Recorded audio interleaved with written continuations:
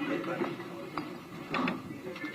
अब आप लोगों के सम्मुख माननीय राष्ट्रीय अध्यक्ष जी देश में कानून व्यवस्था के बारे में बहुत सारी चीजें आप लोगों के सामने प्रस्तुत करने जा रहे हैं।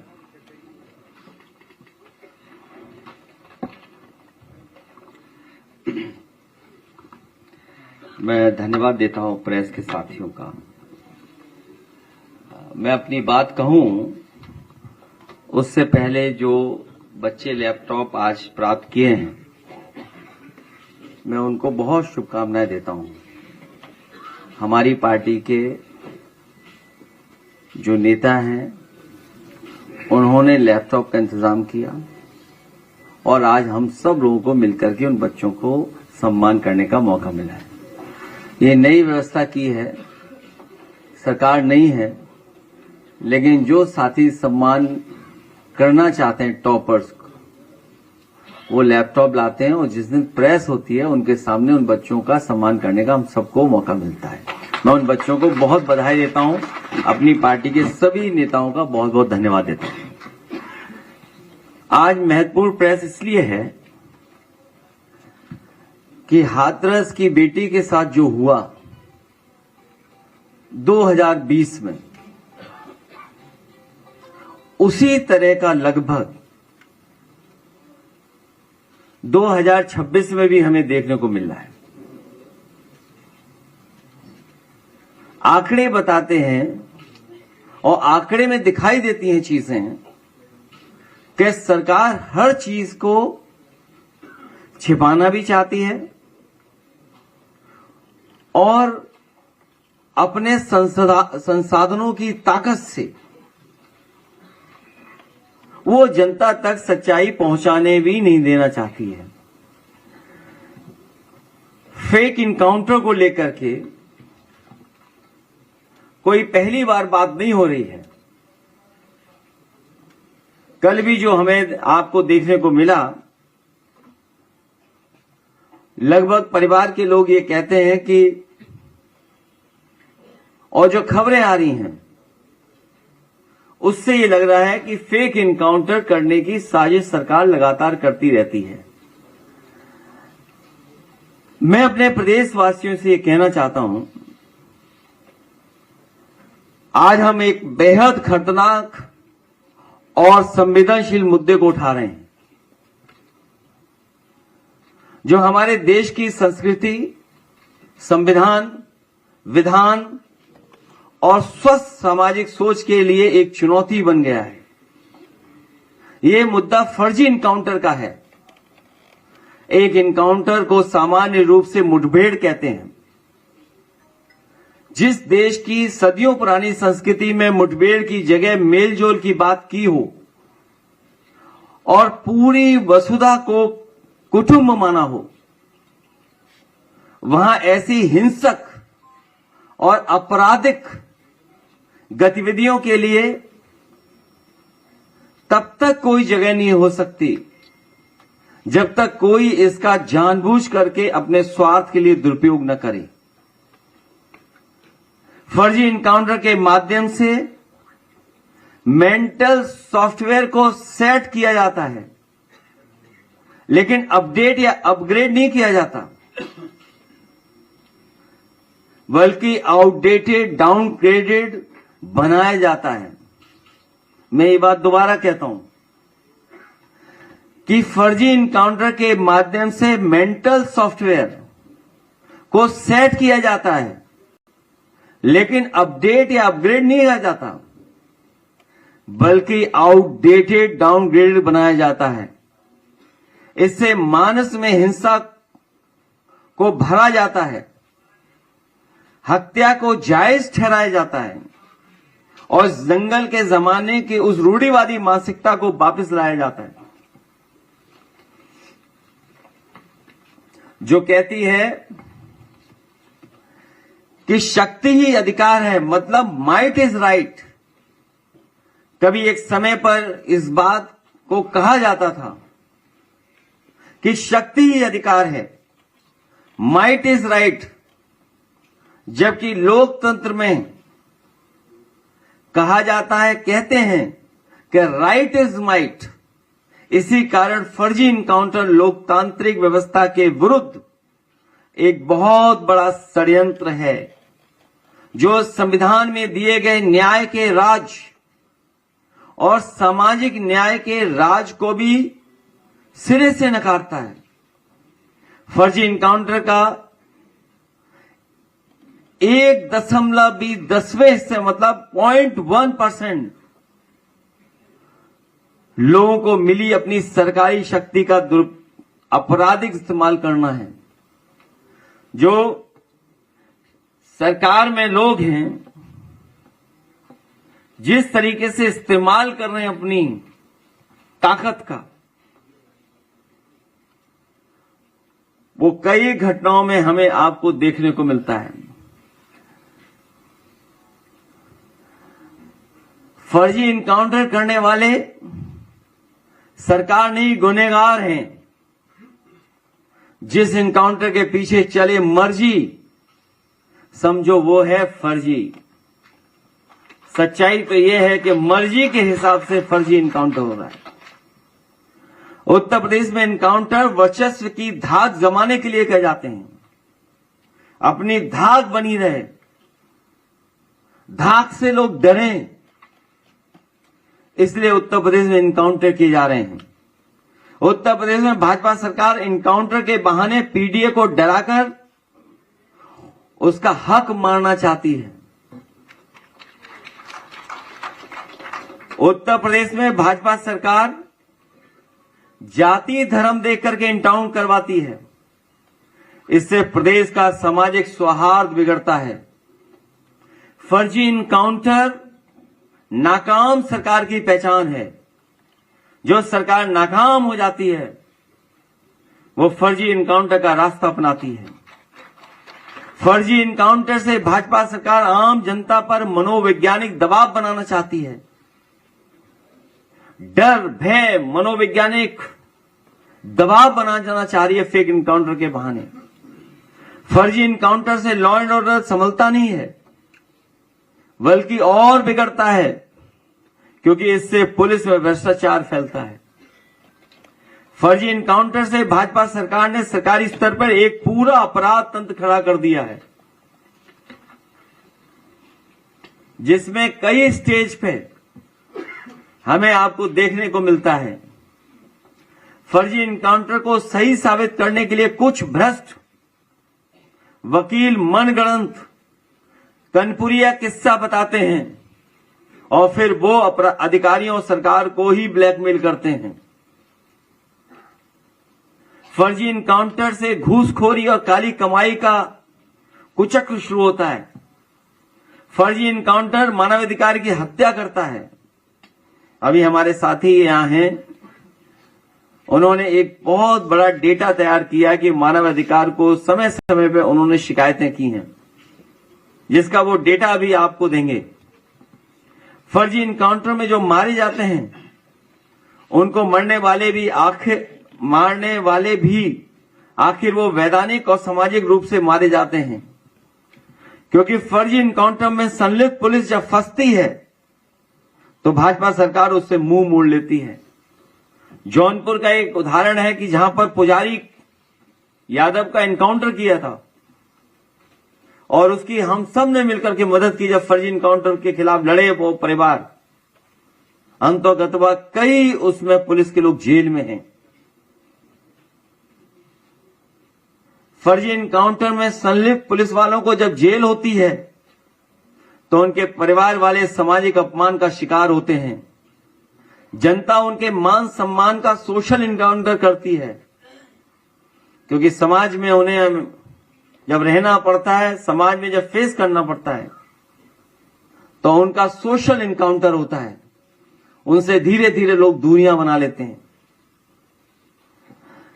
फर्जी इनकाउंटर में संलिप्त पुलिस वालों को जेल की घुटन भरी काल कोठरी के अंधेरे में जब तक ये समझ आता है कि भाजपा किसी की सगी नहीं है, तब तक बहुत देर हो चुकी होती है। फर्जी इनकाउंटर में संलिप्त पुलिस वालों के परिवार वाले जिंदगी भर ये सोचकर अपराध बोध में ग्रस्त रहते हैं कि उनके पति या पिता हत्यारे हैं, ये बात उनके मन मानस में ही इनकाउंटर कर देती है। वो समाज से कभी आंखें नहीं मिला पाते हैं और पूरी जिंदगी कुंठा में गुजारने की मजबूर हो जाते हैं। फर्जी इनकाउंटर में संलिप्त पुलिस वालों को ये जरूर कि लोग इस पर दबाव बनाते रहे और यहां तक दबाव बनाया कि सब आपकी मांग मान लेंगे, लाभ भी देंगे, सरकारी मदद भी कराएंगे। लेकिन ये परिवार बहादुर निकला और उनके सामने नहीं झुका। मैं परिवार से मिला था। मैं आप सबको और इस परिवार के सभी लोगों को मैं भरोसा दिलाता हूं कि समाजवादी पार्टी आपको न्याय दिलाने के लिए लगातार लड़ती रहेगी और आपके साथ खड़ी दिखाई देगी। और जब कभी समाजवादी सरकार बनेगी, जो डीएम एसपी ने आपको आश्वासन दिया है कि आपके परिवार की ये मदद होगी, ये मदद की जाएगी, ये सरकारी सुविधाएं दी जाएंगी, उससे ज्यादा सुविधाएं और मदद करने का काम हम लोग करेंगे। राम आरसी विश्वकर्मा जी बैठे हैं, इन्होंने वो सब कुछ देखा है और फेस किया है और पत्थर तक इनके सर पे लगे आकर के। लेकिन एक लाइटर नोट में मैं ये कह सकता हूं कि जब कभी राम आरसी विश्वकर्मा जी आंदोलन में कूद पड़ते हैं, उसी समय सरकार बन जाती है। ये पहले भी इसी तरह हुआ था, अगर आपको याद हो तो। हालांकि बेटी के साथ बड़ा अन्याय हुआ। 2020 में जो हुआ था हाथरस की बेटी के साथ, उसी तरह की घटना गाजीपुर में हुई है एक विश्वकर्मा बेटी के साथ। और वही घटना हुई है एक बहन कुशवा जो हरदोई की है उसके साथ। और आंकड़े ये बताते हैं कि सबसे ज्यादा असुरक्षित महिलाएं, बेटियां, बच्चियां अगर कहीं हैं तो भारतीय जनता पार्टी की सरकार, उत्तर प्रदेश की सरकार में। ये जितने भी इनकाउंटर, फेक इनकाउंटर, इस तरह की घटना हो रही हैं, ये केवल अपनी कमियां छिपाने के लिए हो रही हैं, दबाव बनाने के लिए हो रही हैं, साइकोलॉजिकल प्रेशर, डर पैदा करने के लिए कर रहे हैं। और जब कभी सरकार को लगता है कि वो सरकार से बाहर जाने वाले हैं या कमजोर दिखाई देने लगते हैं, तो भारतीय जनता पार्टी कमिलन होने का रास्ता अपना लेती है। सर, लेखपाल का पेपर अभी लीक हुआ, नीट का इससे पहले हुआ था। क्या परीक्षा व्यवस्था जो है पूरी प्रणाली अभी विषय मत बोलो, अध्यक्ष जी ये सूची पढ़ दो। लास्ट वाला लगाइए जो कोर्ट ने बाहुबलियों की आपराधिक रिपोर्ट मांगी है, बताइए। पढ़ दीजिए सूची, सुनिए।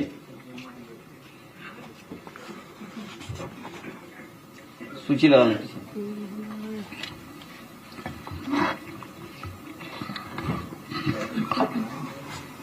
उत्तर प्रदेश की हाईकोर्ट ने इन बाहुबलियों की आपराधिक रिपोर्ट मांगी है। श्री रघुराज प्रताप सिंह, श्री धनंजय सिंह, श्री सुशील सिंह, श्री ब्रिजभूषण सिंह, श्री विनीत सिंह, श्री अजय मरहत, श्री सुजीत सिंह बेलवा, श्री उपेंद्र सिंह गुड्डो, श्री पप्पू भौकाली, श्री इंद्रदेव सिंह, श्री सुनील यादव जी, श्री फरार अजीम साहब, श्री बादशाह सिंह, श्री संग्राम सिंह, श्री सुल्लू सिंह, श्री चुलबुल सिंह, श्री सतीश सिंह, श्री छत्तू सिंह, श्री डॉक्टर उदय भान सिंह। इतने लोगों की कोर्ट ने उत्तर प्रदेश सरकार से सूची मांगी है। इनके आपराधिक मुकदमे क्या?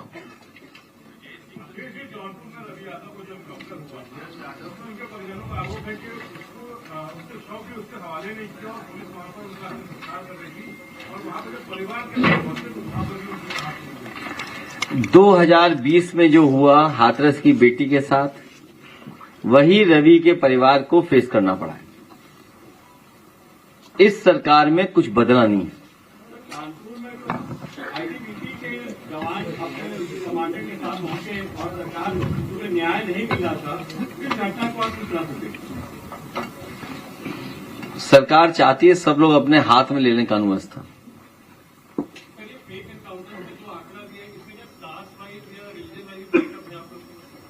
नहीं, जितना हम कर सकते थे करें। अब आखिरी पेज भी देख लो अपना, वो लगा दो आखिरी वाला जब, अपना भी तो देख लो। ये सब काम हम ही करेंगे, आप भी तो करो। हम लोगों ने याद है बदायूं की बेटी के साथ जो हुआ था, कितना बदनाम किया था आप लोगों ने। अगर कोई समाजवादी सरकार में कोई सामान्य घटना भी हो जाए तो आप लोग कितना अपमान करने के लिए निकल पड़ते हो, हैं? नहीं हो, कितना अपमान करने निकल पड़ते थे। और आज भी गाजीपुर की सच्चाई नहीं बोल पा रहे। वो प्रधान बैठा लड़का अनिल और ये रामाशय विश्वकर्मा जी, और सब जानते हैं सच्चाई क्या है, किसने कराया, थाना इंचार्ज किसकी जेब में था। बताओ, जब बीजेपी के नेताओं की जेब में ऐसा होगा तो क्या उम्मीद करोगे आप न्याय मिलेगा आपको। जांच को रोक रहे हैं, आगे नहीं बढ़ने दे रहे हैं, और लोग हैं उसमें, बहुत लोग शामिल हैं। और बेटी के साथ जो घटना हुई है, जो साथी पूछ रहे हैं कि परिवार को मिलने नहीं दिया, दाह संस्कार कर दिया। एक गरीब परिवार क्या जाने, यहां भी विश्वकर्मा बेटी का दाह संस्कार कर दिया। और जो आरोप लग रहे थे उसके लिए कुछ तो सरकार को सोचना चाहिए था। सरकार के अधिकारियों की जिम्मेदारी बनती थी कि अगर परिवार कोई आरोप लगा रहा है कि इसके साथ ये घटना घटी है, तो क्या बिसरा वगैरह जो मेडिकल प्रोसेस है वो क्या अपनाई गई थी, क्या प्रोसीजर अपनाया गया उसका।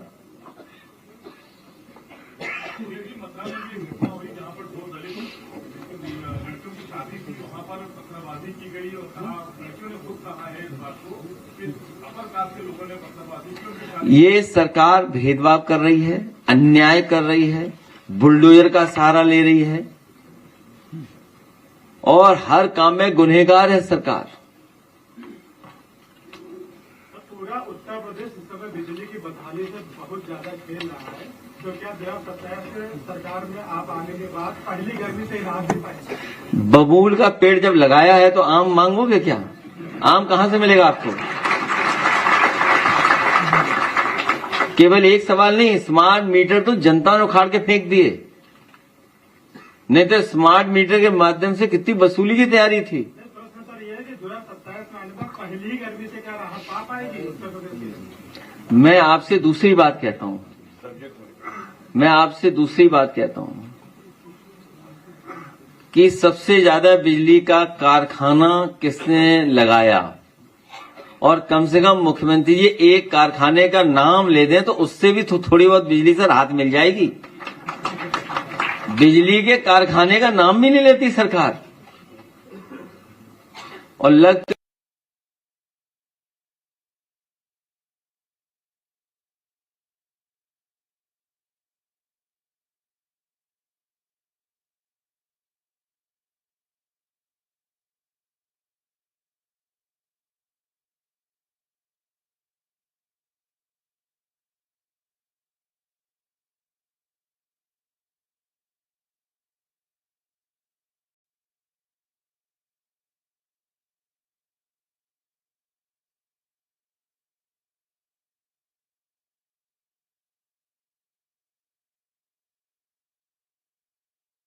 अभी केवल इनकाउंटर पे बात कर लो। न तुमने कोई देश देखा है, न हमने कोई देश देखा है, इसलिए शांत रहो। वे मतलब दुनिया में वो देश में हो रहा। अच्छा, बीजेपी के लोग ये बताएं कि भाई ये पूछे वहां जो ये मीटिंग हो रही है कोर ग्रुप की, मिनिस्टर्स की, फॉरेन डेलीगेट्स की, कि आखिरकार रुपया पाताल लोक में क्यों जा रहा है, रुपया पाताल लोक में क्यों जा रहा है। हमारे तमाम समाजवादी ये समझ ही नहीं पा रहे हैं कि डॉलर ऊपर जा रहा है, इसका मतलब क्या समझें। हम तो इतना ही समझ रहे हैं कि जितना डॉलर ऊपर जाएगा उतनी चाय महंगी हो जाएगी। जब डॉलर सस्ता था तो चाय सस्ती थी। अब आपसे हम पूछें कि 40 का डॉलर था, 45 का था, तब चाय कितने की थी? कितने की थी चाय? बताइए 2 रुपए की, और आज चाय कितने की है बताइए आप। तो जितना डॉलर ऊपर जाएगा उतनी चाय महंगी हो जाएगी। आम लोगों को समझाने के लिए यही हमारे पास फार्मूला है। हमें कोई विदेश डेलीगेशन इतनी बड़ी बात अभी यहां नहीं करनी है। योगी जी कह रहे हैं उनके सवाल के सरकार में बिजली पर तारों पे कपड़े सुखाए जाते हैं। कौन से तार पे? अभी कल की खबर मैंने अखबार में पढ़ी है, हो सकता है सही हो गलत हो। गर्मी का मौसम आ गया, बनारस में 120 किलो वनस्पति पकड़ी गई है ठंडाई के लिए। 120 किलो वनस्पति। केवल मुख्यमंत्री जी बिजली के कारखाने का नाम ले दें तो तुम्हें भी राहत मिल जाएगी थोड़ी।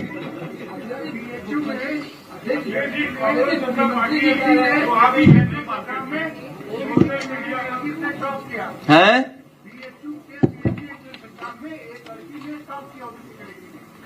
जनरल कैटेगरी दिखाकर उसको डीएवी कॉलेज में बोल रहे कि तुम पीएचडी करो और उसको बीएचयू मेन कैंपस में एडमिशन नहीं दिया जा रहा है। वो ओबीसी आयोग पहुंची है, ओबीसी आयोग में जवाब मांगा है। हालांकि मुझे जो जानकारी मिली है, इस तरह की जानकारी कभी किसी ने मुझे और पहले बताई थी कि कोई पिछले वर्ग का टॉप कर गया था। ये तो अभी बात नहीं, पुरानी एक और बात है, बीएचयू की बात बता रहा हूं मैं। किसी जमाने में कोई बीएचयू में टॉप किया था पीडीए समाज से, लेकिन उसको पीडीए समाज का स्वीकार नहीं किया गया था।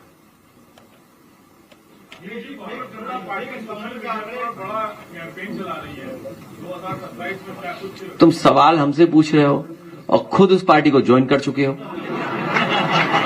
ये खुद शामिल है उस पार्टी में, ये खुद शामिल है उस पार्टी में, सवाल हमसे पूछ रहे हैं। तुम्हारा लास्ट सवाल, उसके बाद रैप अप। 2017 में सरकार बनी थी। 12 साल पीएम को कंप्लीट हुए हैं, उसके टेन्योर में बीजेपी तमाम उपलब्धियां बता रही है। आप इस तरह से 12 साल को देख रहे हैं। डबल इंजन का धुआं निकल गया है, ये सबसे बड़ी उपलब्धि है सरकार की। डॉलर कहां जा रहा है, ये सबसे बड़ी उपलब्धि है। हमें आपको डीजल, पेट्रोल और सीएनजी हर दिन बढ़ता हुआ दाम की खबर मिल रही है, ये सबसे बड़ी उपलब्धि है। पहले खबर महीनों में, साल में मिलती थी। जब से बीजेपी की सरकार आई है, कहो हर घंटे में खबर मिलने लगे आपको। और तब जब कंपनियां मुनाफा कमा रही हैं, ये आंकड़ों से खिलवाड़, अर्थव्यवस्था से खिलवाड़ ये भारतीय जनता पार्टी कर रही है। जैसे फेक इनकाउंटर यूपी में हो रहे हैं, उसी तरह फेक इकोनॉमी के आंकड़े हमें और आपको बताए जाते हैं। अमृत काल में डेवलप्ड भारत का सपना देखना, हम और आप सब लोग डेवलप्ड भारत का सपना देखते हैं, विकसित भारत हो, लेकिन जहां पर इलाज ही नहीं मिल रहा हो, दवाई न मिल रही हो, पेपर लीक हो रहे हो, पहनावा बदलने की बात हो रही हो कि आप ये नहीं पहन सकते हैं। डेयरी कॉलेज में आओगे तो आपको ये ड्रेस पहन के आनी पड़ेगी। कौन सी? अगर कहीं मुख्यमंत्री ने फैसला लिया फाइल पे, अभी तो गवर्नर साहब का फैसला है, मान लीजिए सरकार ने फैसला लिया तो वो कहेंगे हमारी जैसी ड्रेस पहनो सब, तो हम लोग भी पहनेंगे सर, उसमें क्या है। 2017 में सरकार बनी थी, पहला जो फेक इनकाउंटर हुआ था नोएडा में जितेंद्र यादव जो प्रेमी थे, आज तक उनको इंसाफ नहीं मिला है। एक अच्छा था सही जो प्रदर्शन बहुत ज्यादा है और जिसके समाजवादी पार्टी को नेता प्रदर्शन करने वाले थे, लेकिन उनको हाउस अरेस्ट कर लिया गया और जहां की जनता बहुत परेशान है, छतों से धूल उठाई। इसके लिए क्या केवल प्रदूषण गोरखपुर में नहीं, गोरखपुर की वजह से पूरे उत्तर प्रदेश का खराब है प्रदूषण। तुम कहां बेमतलब का डेटा लिए घूम रहे हो, ये कुछ जानता ही नहीं है। यहां बहुत खराब है, थोड़ा इस हॉल के ऊपर खड़े होकर के देखो कितना खराब है प्रदूषण। उत्तर प्रदेश का भी पॉल्यूशन गोरखपुर की वजह से खराब हो गया। और इसके जो मानक हैं, जो नियम हैं, उसका पालन होना चाहिए। जब पुलिस अपनी वर्दी का सम्मान नहीं कर रही है, जब फेक इनकाउंटर हो रहे हैं, और जो वकील जो मदद करता था कनपुरिया वकील, वो भी जेल में है, सोचिए। इसलिए बीजेपी किसी की सगी नहीं है, बीजेपी अपनी सगी नहीं है। और जहां तक गोरखपुर की है, अगली प्रेस गोरखपुर की करेंगे आपके लिए, केवल गोरखपुर की। तुम कौन से अखबार की हो ये तो बता दो। अच्छा तब ठीक, ये तो बड़ा अखबार है। अरे पता है मुझे।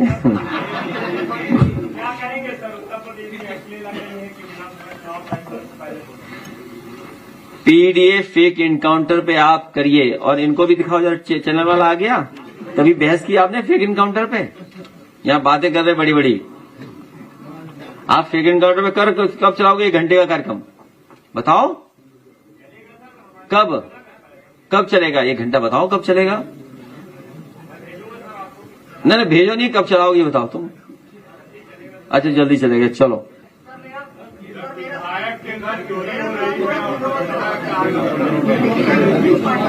अपना सवाल तैयार करो, नहीं बहुत लोग सवाल पूछने लगेंगे। नहीं आखिरी हमारा और आम जनता की तरफ से सवाल पूछ रहा हूँ। और काकरोच पार्टी सपोर्ट में नहीं हूँ, जनता की तरफ। अच्छा ठीक ठीक ठीक। क्योंकि आज की जनरेशन सिर्फ स्पीचेस नहीं, रिजल्ट कंपेयर करती है।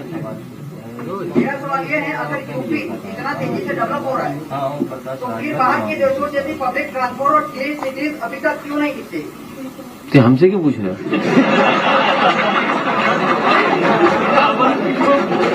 तो ये हमसे क्यों पूछ रहे भाई? ये बताओ, एकाना देखा आपने? एकाना देखा है आपने? एक्सप्रेसवे देखा है? नेशनल पार्क देखा है? ये गाजीपुर कौन से गांव में आखिरी रुकती है सड़क? हैदरिया और पखनपुरा, मोहम्मदाबाद पखनपुरा तक एक्सप्रेसवे गया है गाजीपुर का हमारा। वहां मंडी बननी थी गाजीपुर के किसानों के लिए। वो ना खड़े रहने दो भाई, क्यों बैठा दो? सीखने आए कुछ। हाँ ये कौन भेजा तुझे सवाल? कौन है पहले उसका नाम बता। कौन सवाल भेजा? चैटजीपीटी से पूछ रहे हो? है बेटा? अच्छा नहीं तो ये पूछ रहे, सीखने दो। नेता बदलते रहे, लेकिन क्या बेरोजगारी और महंगाई जैसे सवाल सच में बदले? तुम जिस समय ये बैठे हुए बदल दोगे, नौकरी रोजगार देंगे हम लोग। और मैं इस पढ़े लिखे नौजवान से कहूंगा कि एचसीएल जो बनाया था वो देख के आना। एचसीएल, क्योंकि जब तुम चीजें देखोगे तो तुम्हें अनुभव होगा कि हाँ समाजवादी पार्टी बहुत अच्छा काम करती है। तुम कहीं देखते नहीं हो। मॉल गए थे, प्लासियो मॉल किसने बनवाया? आज सवाल हमारा तुम पे है, बोले किसने बनवाया? किसने बनवाया बताओ ना।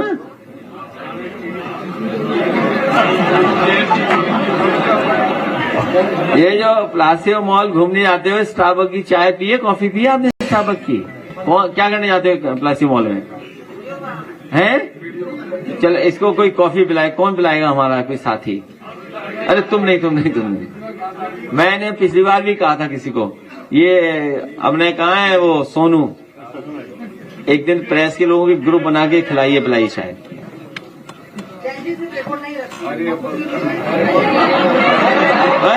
ये कौन पूछ रहा है ये बता भाई तू? हैं? ठीक है, इसको लड्डू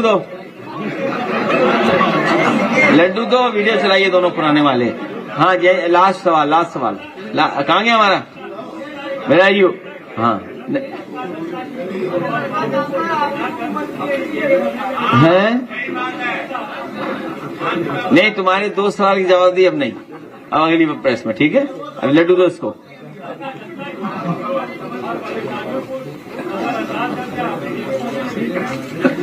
भारतीय जनता पार्टी गरीबों से पैसा लूट करके अमीरों की जेब भर रही है। ये जो डीजल पेट्रोल महंगा हो रहा है, जरूरत की चीजें महंगी हो रही हैं, या ये फेक एनकाउंटर इसलिए कि लोग ध्यान ही न दें। ये झूठा प्रचार क्यों? आज ये हमारी होर्डिंग लगवा दी, ये पैसा कहां से आ रहा है?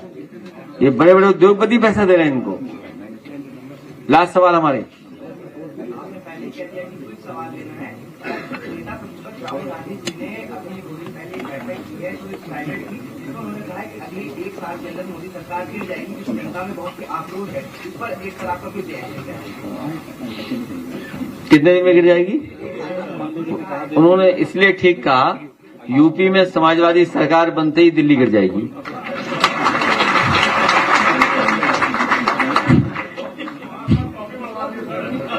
हैं? नहीं, जितनी चाहे। ये सोनू अपने ग्रुप बना ले और अपने गोल के हिसाब से जाना, अपने गोल के हिसाब से सोनू एडजस्ट कर लेंगे। उसके बाद रुक नहीं रहा है, पोस्टरबाजी में जैसे यार उसमें लिखा हुआ है और सपा सरकार जो है महिला विरोधी है, हर जगह लगा होता पूरा। अच्छा, उन पर महिलाएं नहीं, वो खुद विरोधी हैं। अच्छा, ये बताइए, आरक्षण को हमने रोका है?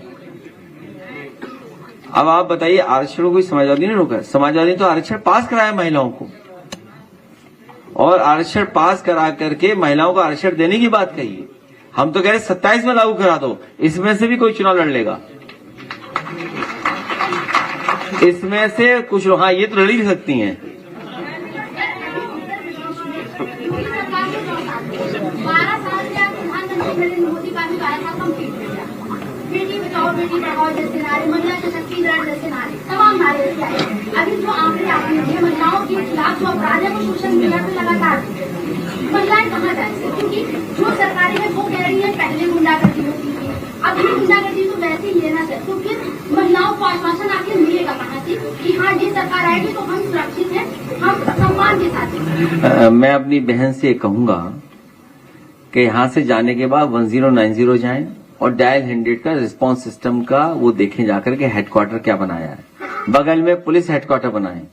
ये जो व्यवस्थाएं हैं यही हमारी महिलाओं को सुरक्षा देंगी, और महिलाओं की सुरक्षा हो, उनको सुरक्षित किया जाए, उसके लिए हर कदम आने वाले समय में उठाएंगे।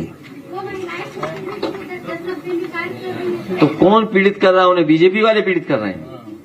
तो ये बोलो ना, सवाल क्यों नहीं, आधा सवाल क्यों पूछते हो? आप ये कहिए बीजेपी वाले 1090 वालों को ही परेशान कर रहे हैं। सरकार बनेगी तो इनके पे कार्रवाई होगी। है अगली चोरी मुख्यमंत्री आवास में होगी। वीडियो लगाइए दोनों। जब विधायक निवास में चोरी हो सकती है तो चोर अगला धावा कहां मारेंगे? कौन से विधायक के घर चोरी हो गई? हाँ, पढ़ा है, क्या क्या सामान चला गया उनका।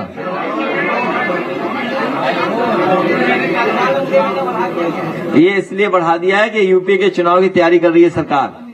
वीडियो दिखाइए वाला, तेज करो आवाज।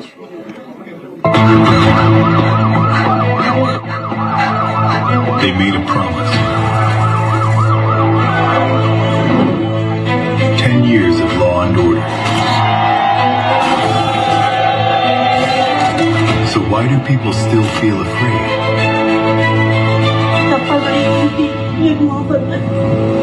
Safety is not a slogan. It is the right of every daughter, every worker, every family. When fear rules the streets, dignity disappears.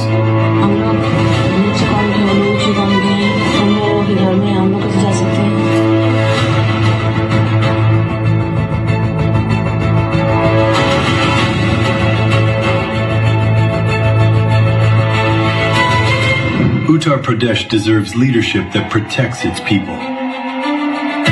The people are calling again.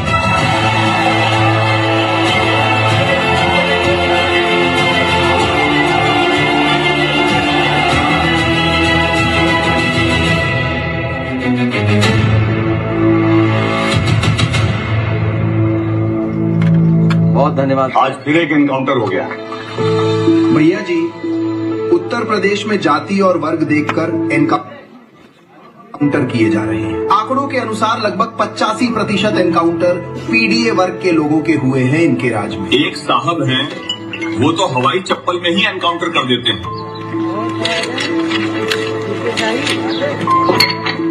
UP में सब उनकी कृपा है कि वो गैर कानूनी तरीके से किसी की हत्या कर रहे हैं, इसलिए वो अक्सर आत्मग्लानि के शिकार होकर शराब आदि का सहारा लेकर अपना जीवन बर्बाद कर लेते हैं, क्योंकि हत्या करते समय का दृश्य हमेशा उसका पीछा करता है। ऐसे फर्जी इनकाउंटर करने वाले कई पुलिसकर्मी मानसिक रोगी तक बन जाते हैं।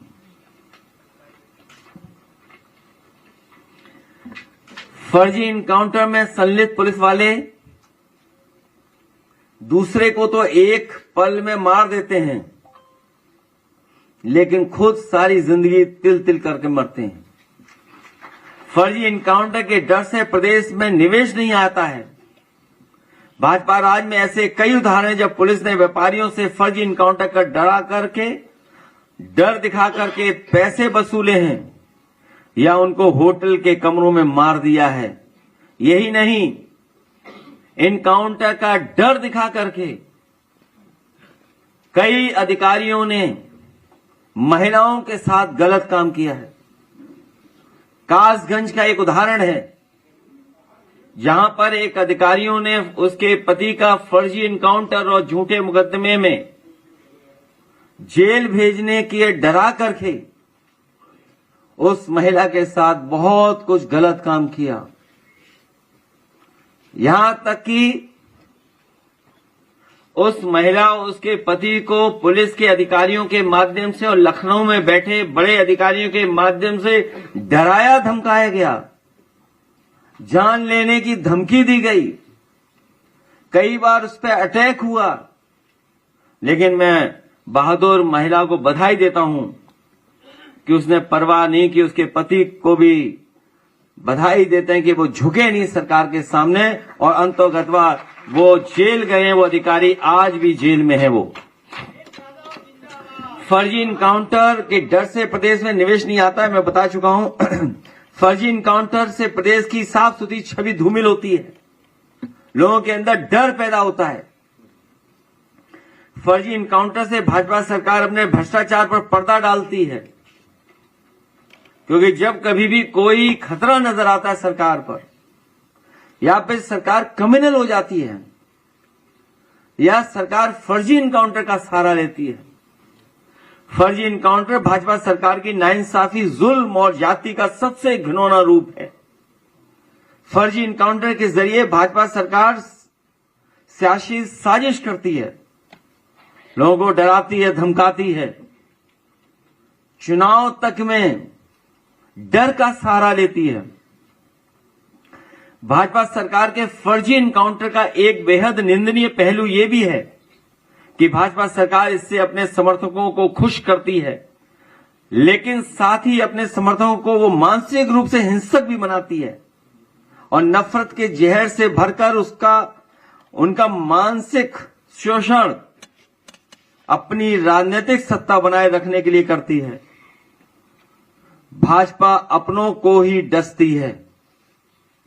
पक्षपाती फर्जी इनकाउंटर का एक बहुत बुरा असर यह भी होता है, लोगों का कानून के ऊपर से विश्वास उठ जाता है और बेकसूर लोग अत्याचार होने पर कानून की शरण में न जाकर के न्याय में विश्वास खो देते हैं।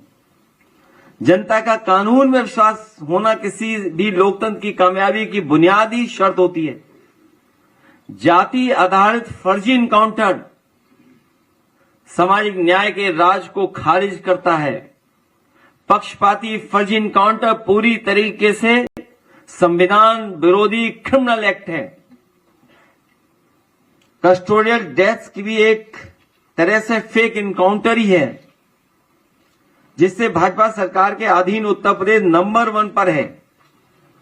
ये भाजपा राज की बेहद शर्मिंदा करने वाली करतूतों का नतीजा है, जो बेहद चिंतनीय भी है और निंदनीय भी है। लोकतंत्र का इतिहास गवाह है कि जो सरकारें फर्जी इनकाउंटर करवाती हैं, जनता मौका आने पर एक ना एक दिन चुनावी तरीके से इनका इनकाउंटर कर देती है। इसलिए लोकतंत्र आज एक जिंदा है और फर्जी इनकाउंटर और अत्याचार करने वाली सरकारें काले इतिहास में दम तोड़ देती हैं। इतिहास फिर दोहराया जाएगा और फर्जी इनकाउंटर करने वाली भाजपा सरकार को हराया जाएगा और हमेशा हमेशा के लिए हटाया जाएगा। मैं कहूंगा कि स्लाइड 2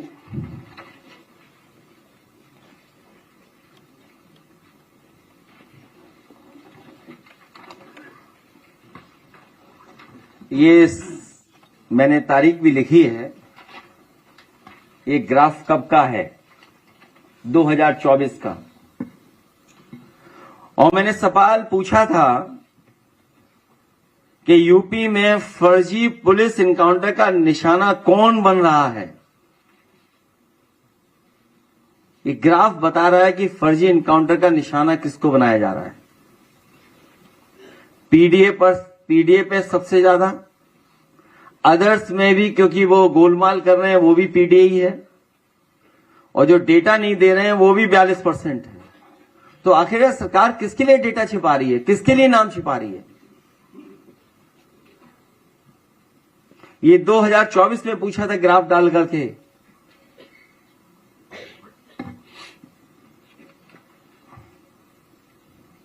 और अगर आप डेटा बहुत करीब से देखेंगे तो बड़ी संख्या में पीडीए समाज के लोग निकलेंगे।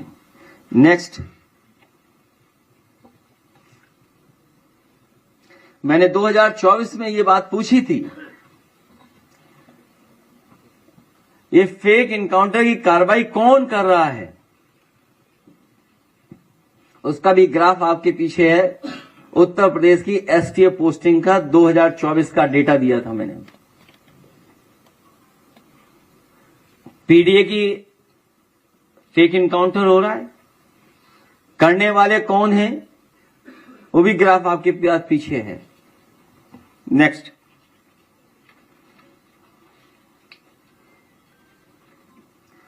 और पीडीए पे कार्रवाई करने वालों में पीडीए नहीं है। 2025 में पूछा था कि बुलडोजर पीडीए पर ही क्यों चल रहा है, बुलडोजर किसी और पे क्यों नहीं चल रहा है। एक आध एक्सेप्शनल है, विजय मिश्रा जी, विजय मिश्रा, उनके परिवार पर अभी कोई साथी आया था।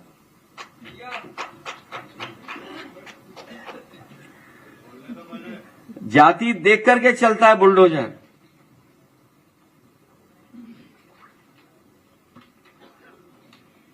नेक्स्ट,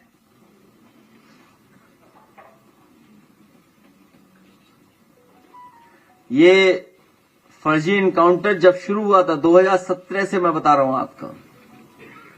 आप ये लिस्ट देखिए किस वर्ग के ये सभी नाम हैं। ये नाम नहीं है, ये परिवार और जिंदगियां हैं जिनकी ली है जान इन्होंने। हिरासत में मित्रों की भी लंबी लिस्ट है। इसी तरह बुलडोजर ध्वस्तीकरण की भी लिस्ट है लंबी, पीडीए ही है उसमें। नेक्स्ट, और अगर हम जेल के आंकड़े निकालें, जेलों के आंकड़े भी यही बताते हैं, विचाराधीन कैदियों का बड़ा हिस्सा पीडीए समुदाय से है। जो अंडर ट्रायल कैदी हैं उसमें सबसे ज्यादा पीडीए समाज के हैं। नेक्स्ट, जब लंबे आपराधिक इतिहास वाले बाहुबलियों के शस्त्र लाइसेंस की मांग हुई और उनकी सूची आई, तो अब सूची आप खुद पढ़ लीजिए।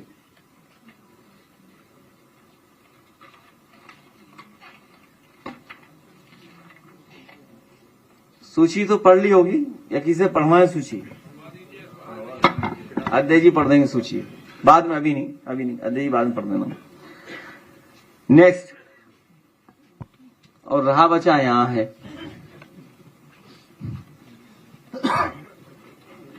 सब मीडिया सत्ता और संस्थाओं में प्रतिनिधित्व आसमान है।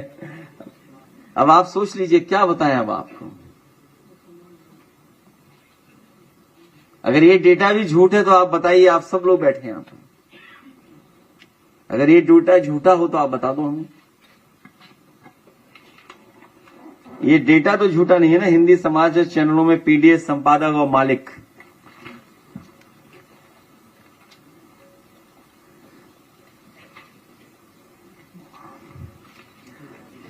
ये नेक्स्ट पढ़ाइए डेटा। और फिर हमारे साथ गाजीपुर के भी राम आसिफ विश्वकर्मा जो डेलीगेशन लेकर के गए थे जब बेटी के साथ अन्याय हुआ था,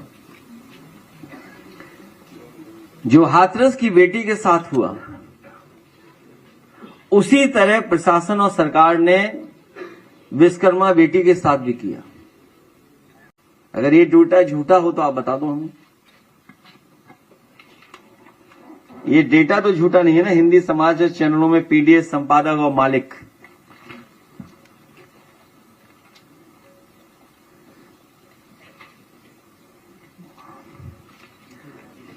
ये नेक्स्ट पढ़ाइए डेटा। और फिर हमारे साथ गाजीपुर के भी राम आसिफ विश्वकर्मा जो डेलीगेशन लेकर के गए थे जब बेटी के साथ अन्याय हुआ था,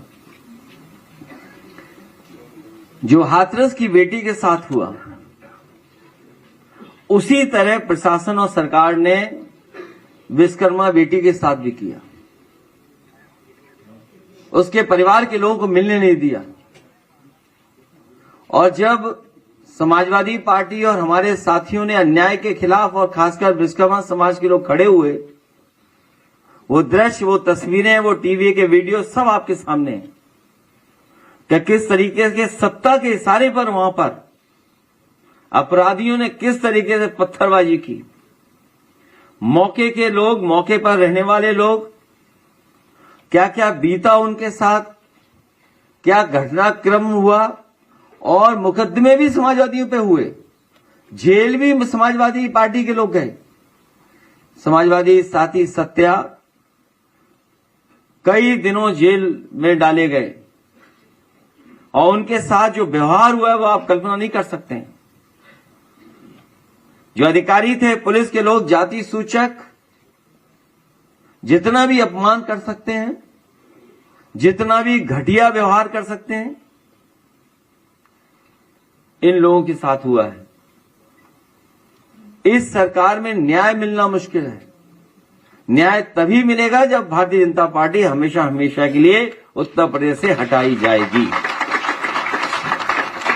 तो पहले ये हमारे नेशनल ह्यूमन राइट कमीशन जो डेटा इनके पास, एक बार डेटा पढ़ देंगे और उसके बाद राम विश्वकर्मा जी या सत्या अपनी बात कहेंगे। और उसके बाद हमारे पास एक सूची और है, वो अध्यक्ष जी नाम पढ़वा दीजिएगा, फिर प्रेस के लोग सवाल कर सकते हैं आखिरी में।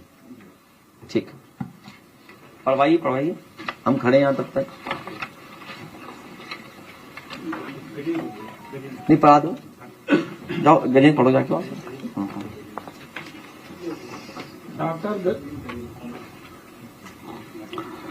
डॉक्टर